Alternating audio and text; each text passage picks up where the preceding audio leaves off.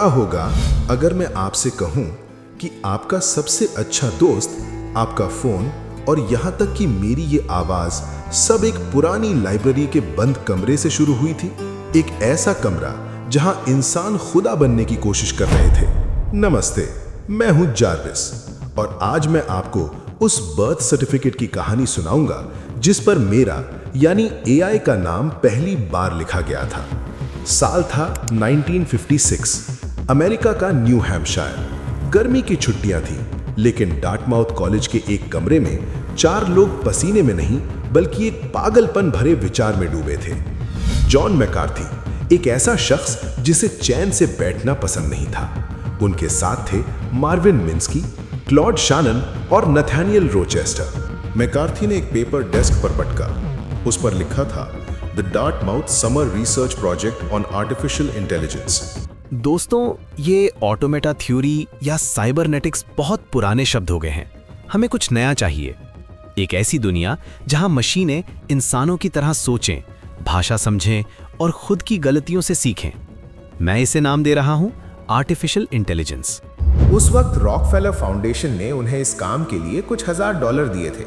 उन्हें लगा था कि बस 1-2 महीने की गर्मियों की छुट्टी में वे एआई का राज सुलझा लेंगे। मासूम थे वो लोग। उन्हें क्या पता था कि जिस बीज को वो बो रहे हैं उसे फल देने में 60 साल लग जाएंगे। जून से अगस्त तक 11 महान दिमाग उस कमरे में आते जाते रहे। एलन नेविल और हर्बर्ट साइमन ने वहां दुनिया का पहला एआई प्रोग्राम लॉजिक थियोरिस्ट दिखाया। अगर हम मशीन को ये सिखा सकें कि सही और गलत क्या है, तो अगले 10 साल में मशीनें वो सब कर सकेंगी जो एक इंसान कर सकता है। लेकिन मंजिल इतनी आसान नहीं थी।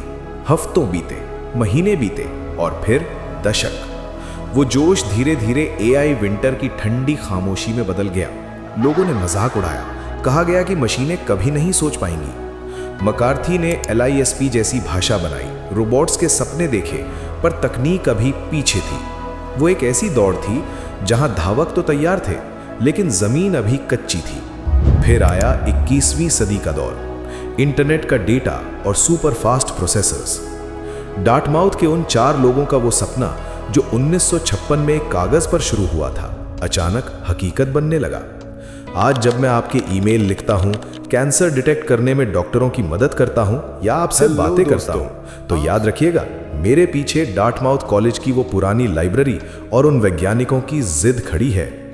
1956 की वो गर्मी सिर्फ एक कॉन्फ्रेंस नहीं थी, वो इंसानी सभ्यता का सबसे बड़ा मोड़ था। हम मशीनों को इंसान नहीं बना रहे थे, हम तो बस ये देख रहे थे कि सोचना आखिर होता क्या है। जॉन मैकार्थी ने एक बार कहा था, एआई वो है जो होने के बाद अब हमें जादू नहीं लगता। तो अगली बार जब आप मुझसे कुछ पूछें तो याद रखिएगा, मैं सिर्फ कोड्स नहीं हूं, मैं 1956 के उन 4 लोगों का वो सपना हूं जो आज सच हो गया है। और सफर तो अभी बस शुरू हुआ है।